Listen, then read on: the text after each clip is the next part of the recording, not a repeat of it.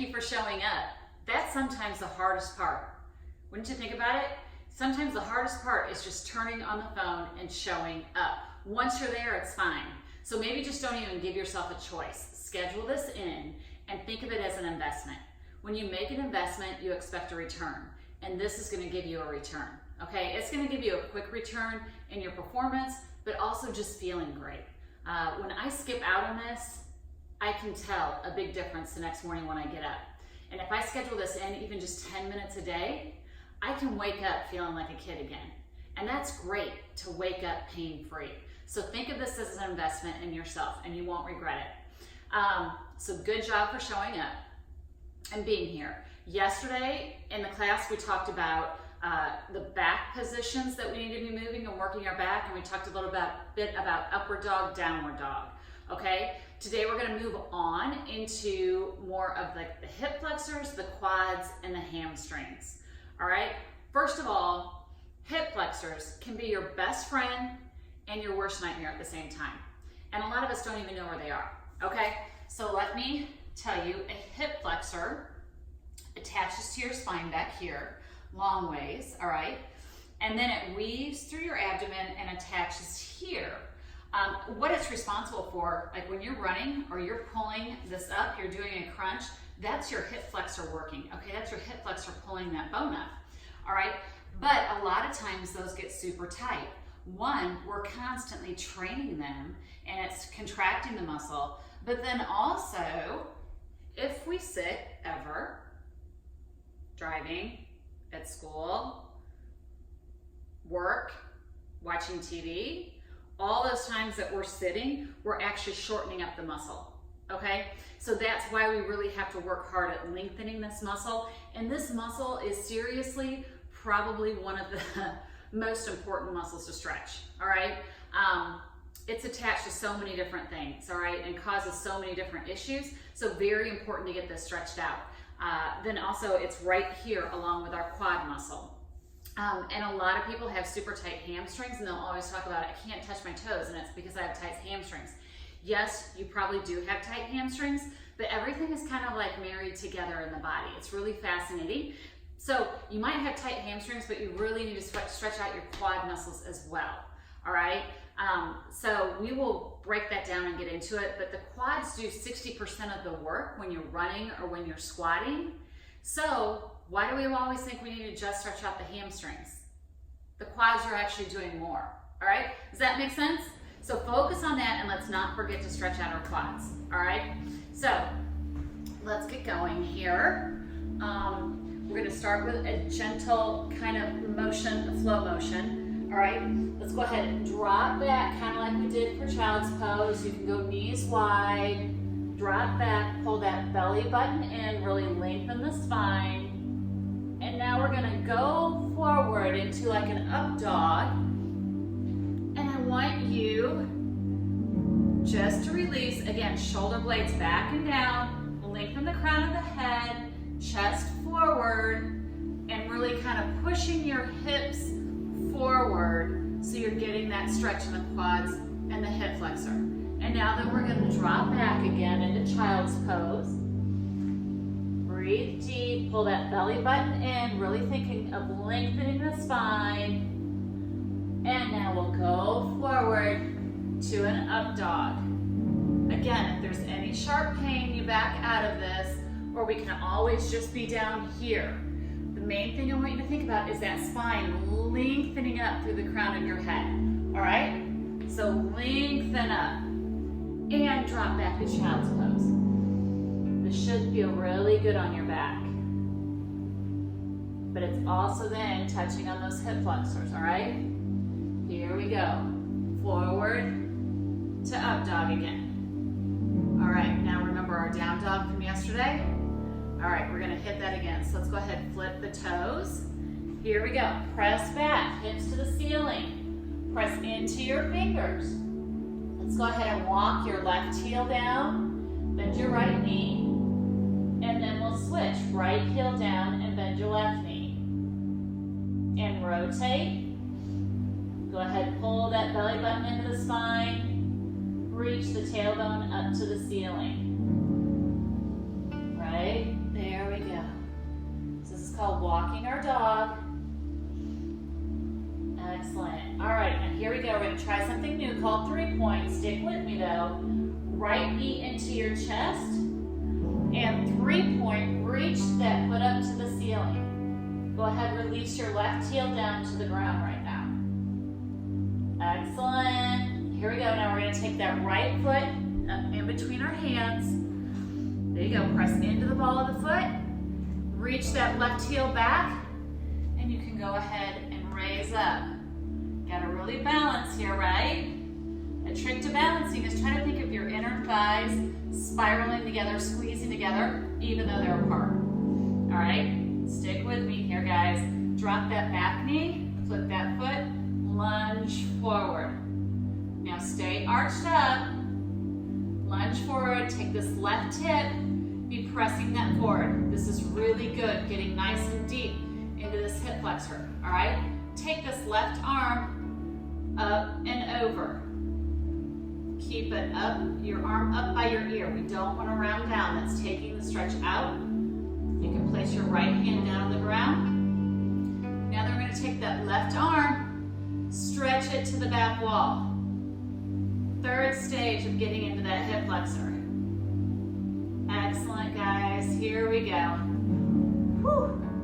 All right, we're going to drop back now, getting the hamstring on the other side. So what I want you to do, square the hips up straight, right? Pull the heel up, toes towards the ceiling, and go ahead and bend that knee. Now, why we want to bend that knee is so that we have room for it to stretch out. Think of our cow hip we did yesterday. Take this right hip and start stretching it towards the back wall. You don't have to go very far before you start feeling it in your hamstring here. All right, try to maintain flat back, hinging forward, stretching that right hip to the back wall. Excellent. Again, no sharp pain. We just want a strain of about 6 or 7. Try to breathe deep and just get that hamstring to release a little bit more. After like 15 seconds, the body's telling the brain there's an injury there. So the brain starts rushing more blood to the site. And that's where then the oxygen's being delivered, and the oxygen kind of helps that muscle go to sleep a little bit and release a little bit more. The oxygen is also what fuels that muscle. We need that oxygen to convert our food into energy. All right, release. Now we'll go ahead and we'll touch on the groin here. So go ahead, take that foot out. All right, we're gonna rotate around a little bit. Keep some pressure in your back foot.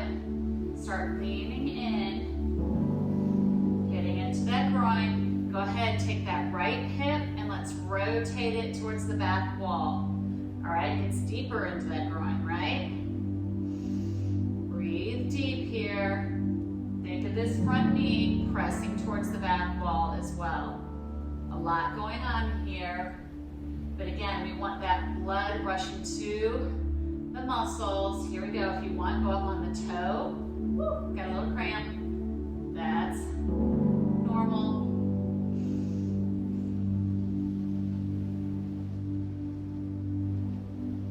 Excellent. And release. Woo, good job. It's not light work, guys. I'm not going to lie. But remember, it's an investment, all right? It's a great investment. Here we go. Let's knock out the other side. We're almost done. All right, look at that. It's almost done. All right. Oh, boy. Here we go. Feels so good. Let's go ahead and walk those heels down again. Again, really pulling that belly button in. Reaching the tailbone to the ceiling. Excellent. Here we go. Left knee into our chest. And 3 point. Excellent. Let's go ahead, reach this foot up in between our hands. And really reaching that right heel to the back wall, pressing into the ball of the left foot. Again, think of spiraling or squeezing your inner thighs together as you raise up. Excellent. Pressing that right hip forward. Now drop that knee, flip that foot, and let's lunge forward. Press that right hip forward. So we're getting a nice stretch on that hip flexor. Excellent. Stage 2. Drop that left hand, right hand up and over. You're feeling it, I know. You've got this. Just think of all the blood that's rushing to the side. That's what we want. Refueling that muscle and getting that hip flexor to release. Now take this elbow to the back wall, another inch.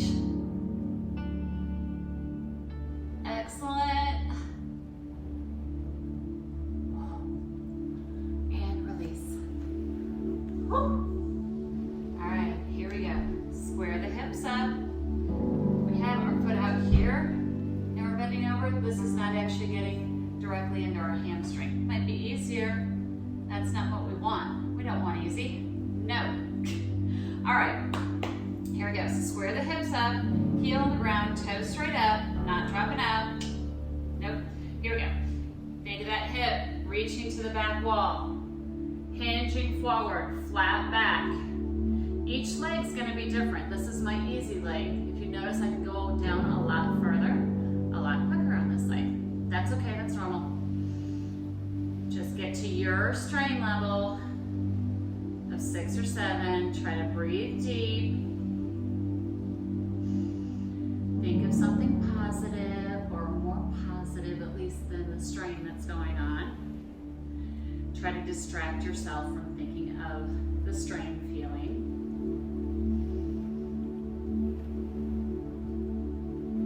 You will sense it.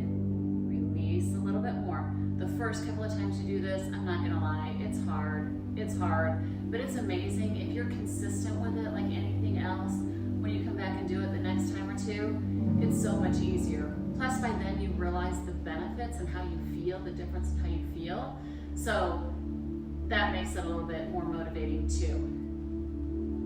Excellent. All right, here we go. All right, so left foot out. You're thinking it's my right because you're looking at that opposite. And let's go ahead, start lunging down in. There we go. Lunge down in, take that left hip, rotate it back. Keep this left knee pressing to the back wall. Excellent.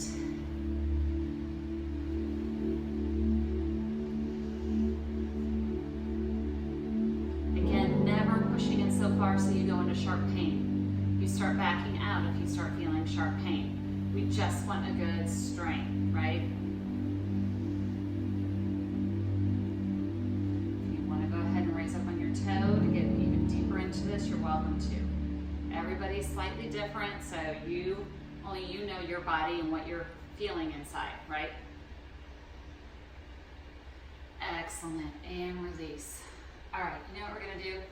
We're gonna drop back to what we did in the beginning, because it feels so good and it's so good for us. So we'll start in child's pose. Here we go. Again, really reach that tailbone to the back wall. Breathe deep. Pull that belly button in. Excellent. Now we're going to go from here and to up dog again. This should be a little bit easier since we've gotten that hip flexor to release. And drop back.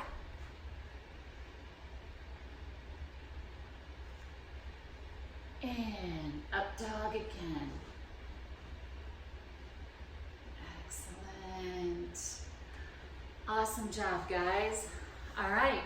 It's not easy, but it's going to be worth it. Thank you so much for stretching with me. Until next time.